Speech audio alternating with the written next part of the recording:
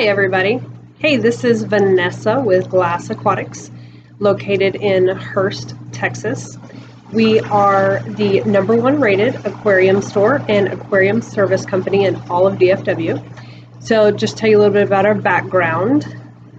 We have now been servicing the DFW Metroplex for over 15 years, and we are glad to be servicing the entire DFW Metroplex, not only inside our aquarium store, but also out at individuals' businesses and at their residences doing 5-star aquarium maintenance. So today we are talking a little bit about, this is our official academy, which is an educational program that is geared for our official members. And Glass Aquatics official membership is a monthly subscription membership for our store customers, and also this is a nationwide program where we are able to offer some really great services and some very, very deep discounts, even free. Everybody loves free on all and or some of the normal things that you would normally use for your aquarium every single day. And if you're not using it and you're not having success, maybe let's talk, because potentially that is why. So today's subject that we're discussing is going to be a couple of different, it's actually part 1 of a series, and it's actually on aquarium pests. And so today there are 2 specific aquarium pests, common aquarium pests that I want to discuss and talk about. One is specifically a freshwater pest, and one is specifically a saltwater pest. However, these 2 critters are very, very, very similar, eerily similar, really. One, the freshwater pest, is called Hydra. You don't see Hydra a lot, but you will see it from time to time. We rarely see it because Hydra does have to be introduced. And this isn't like, have you guys ever seen X-Men? You know, like the whole, like Hydra, you know, Hail Hydra. Yeah, it's kind of like that kind of evil. And the particular, this particular pest is a tubular in shape, in body shape. Think of it kind of like a Venus flytrap, sort of, in your aquarium. And a Hydra pest has to be introduced. It doesn't just miraculously, spontaneously appear like some things that just suddenly show up in your aquarium. So you do have to physically put it in your aquarium somehow. That could happen from pouring, like when you go to some weird fish store, not here, but some other fish store, and they have it, and then you like pour their water in your fish tank, which we never suggest you do. It could be introduced that way. So Hydra is tubular in shape, and it has tentacles, kind of like this. And these tentacles will reach out and grab your fish. They will, just little bitty fish, but they will reach out, grab your fish, and reel them in, kind of like a Venus flytrap. Very weird critter. I mean, God has some amazing imagination. He just invented all sort of things. And so it's definitely something you want to eradicate if you discover it in your freshwater aquarium. So there's a few different ways that you can deal with and eradicate Hydra. You should try to manually remove it as much as possible. As much as possible, if you can do that. Now, the tricky thing is that if you have a Hydra and you break it, it can regenerate from the part that's left over. So you got to be pretty specific about it. How I suggest you manually remove it is you should take your decor, your plastic plants, not driftwood, because you shouldn't never do this driftwood, but rocks, decor rocks, things like that. You should take those out and you should bleach them. And if you're not comfortable and you really have no idea how to bleach and make sure that all the bleach is back out of your decor, please bring it in. If you are an official member, decor cleaning is part of our membership. It's one of the services that we offer. You can bring your decor in every single month, have us clean it, and turn around and pick it up within a 24-hour turnaround time. So, and that's free. That's one of the many services that are included in our program. And so that would be step one, just trying to remove as much as possible. Step two would be to introduce some different animals that are going to eat it naturally. If you have a community aquarium, some great freshwater animals to introduce would be things like the paradise gourami. There's a blue paradise gourami and a red paradise gourami. A couple of other gouramis will really kind of pick at them, but the paradise ones are the best. Really, just, I mean, they just love it. No, no, no, no, no. Eat it up. Now, if you happen to have a cichlid tank and you know you can't put those in there, you can't put gouramis in with cichlids because they get beat up. You're going to have to do a few. You're going to have to do a few different other things. You could use some different chemical means in order to eradicate Hydra. You could, after you do a physical removal of your decor and you clean that and dechlorinate it and put it back in, you could use some different chemical means and methods. Now, most of the chemical means and methods out there will kill invertebrates. The ones that I'm talking about specifically to kill Hydra will kill invertebrates, including any sort of snail that you have. Also, you have to be careful with scaleless fish.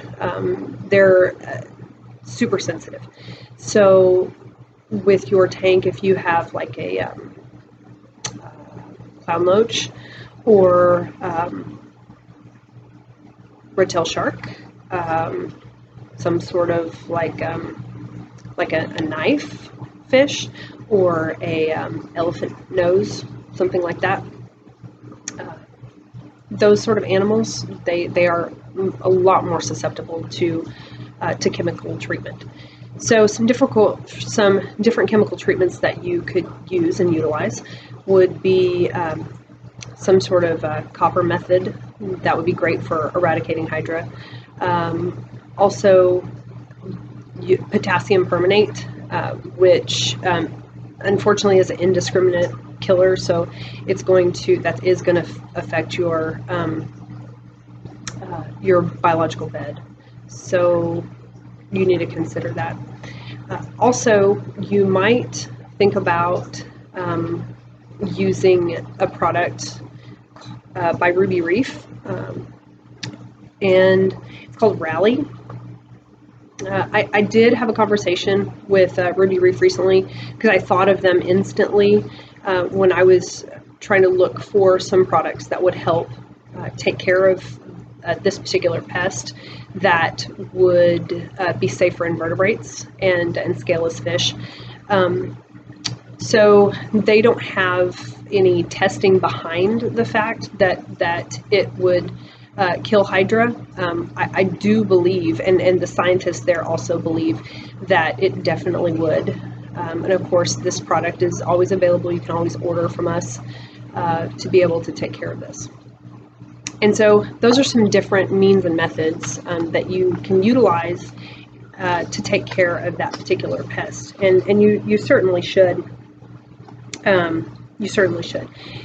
That pest is also very, very susceptible to heat. But unfortunately, you have to get your temperature up to 104, which would kill fish as well. So if you do have cichlids, one of the things that you could do essentially is remove all your cichlids, bring them here. We do have a fish storage service that we offer, and you could keep them here for a couple weeks, and we can store them, feed them, take care of them every day while you kick your temp up to 104 for a couple hours. Kill everything off, but then of course that's gonna really affect your biological bed as well, and you're probably gonna have to recycle your tank. So that's something to consider. Next thing I want to talk about, moving on to saltwater, is the very, very similar in looks anyway critter called Aiptasia. Aiptasia is a saltwater pest anemone. It, like Hydra, they do look very similar. like Hydra, if you also try to break it off and you do not get the entire critter from the foot, then it will also regenerate just with, I mean, a nub or whatever is kind of left behind. So you want to be careful. Now, Aiptasia can spread like wildfire in a tank if it is not taken care of very, very well. One of the things that we do in this profession, that we do both here at our store location and also while we're on service, is we mix up a calcium product called Aquatics, which has a very, very, very high pH. And we mix up a very, very thick paste that we then suck into a syringe, and we will shoot the Aquatics paste directly into the mouth, which is the mid-center of the where the tentacles would kind of come together, and you know, kind of looks like a mouth sort of.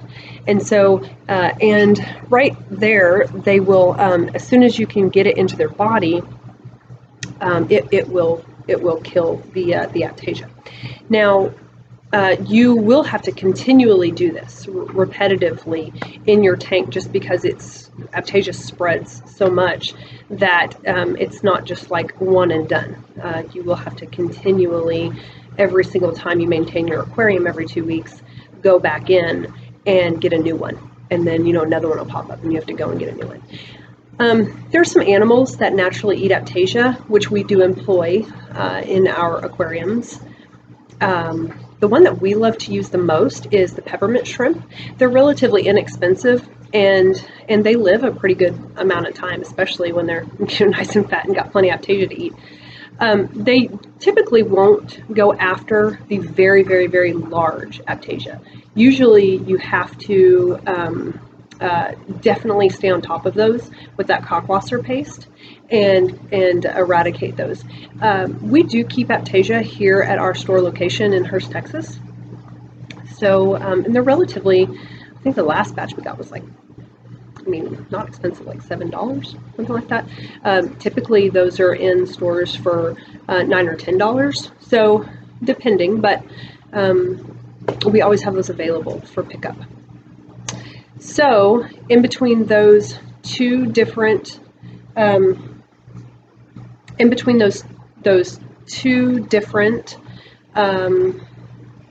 know, things that it's just constantly, consistently staying top of it, those things will kill Aiptasia. Now, if you allow Aiptasia to go crazy in your coral system, they will sting and kill your corals, and they will die, and you know, and your coral won't regenerate if they're killed. So let's be sure to take care of them and just eradicate any sort of pest that you can. So those are the two pests that I really wanted to cover today and talk about in the saltwater, and then Hydra is the pest, just to recap, that I want to talk about in freshwater. So that is it for today. Again, please like us on Facebook.